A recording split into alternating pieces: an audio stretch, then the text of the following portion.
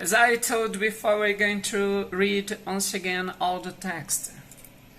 Text for items from 1 through 8 and 14. We're going to read the text.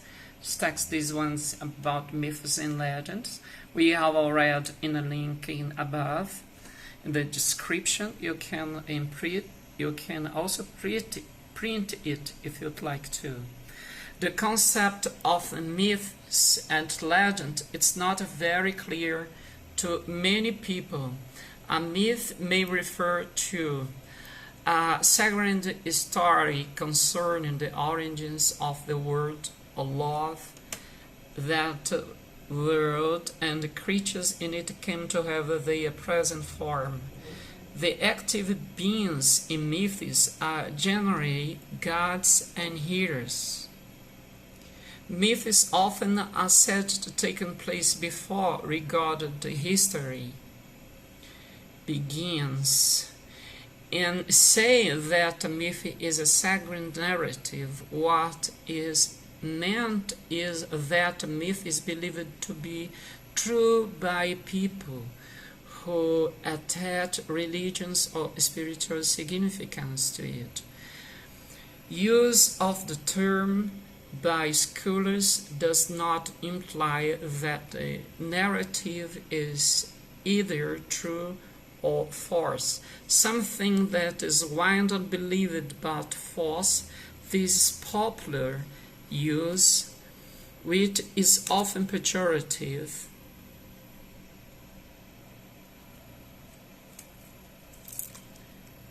arose from labeling the religious stories and beliefs of other cultures as being incorrect, but it has spread to cover no religion's beliefs as well.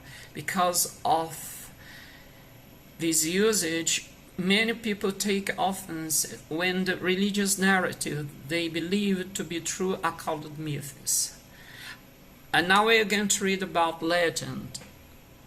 Legend, on the other hand, is a narrative of human actions that are perceived both by teller and listeners to take place within human history and to possess certain qualities that give the tale the appearance of being real. A legend for its active and passive participants includes only happenings that are within the limits of possibility, defined by a highly flexible set of parameters, which may include miracles that are perceived as actually having happened with the specific tradition of incarnation where the legend arises and with which it may be transported over time, in order to keep the flesh and vital and realistic.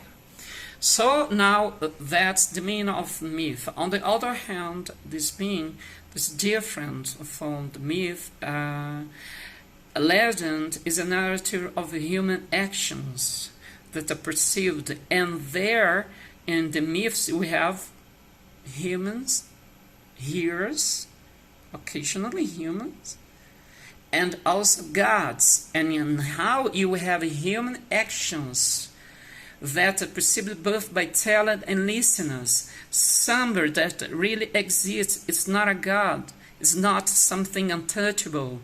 This is a human being to take place with human history and to possess certain qualities that give the tale the appearance of be real. So it's something real. It's not something that you can imagine.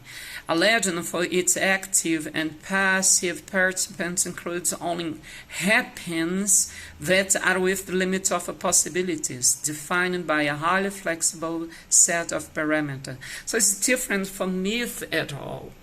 We have the myth that the passive participants is heroes and also include gods. And now you have here active and the passive participants includes only happenings that are with the limits of a possibility. And that participant is human.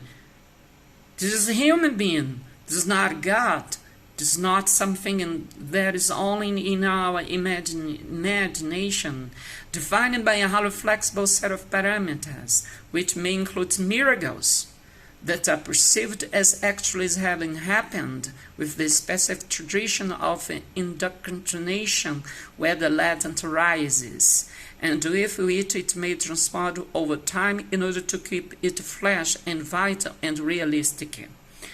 So we also have made the commentaries, and now we are going to read the second test. Oh, I'm sorry. We have here the conclusion. In conclusion, a legend is a story which is told as if it were a historical event, rather than as an explanation for something or symbolic narrative. Thus, examples of legends are histories about Robin Hood, which are set in a definite period in the reign of Richard I of England, or about King Arthur. Scholars, people who study a particular subject, and know a lot about it, especially as a subject that's not specific, that's not scientific. So now let's read the second test. Text for items from 9 through 29. Pandora was the first woman fashioned by Zeus as part of a punishment of mankind for Prometheus' theft of the secret of the fire.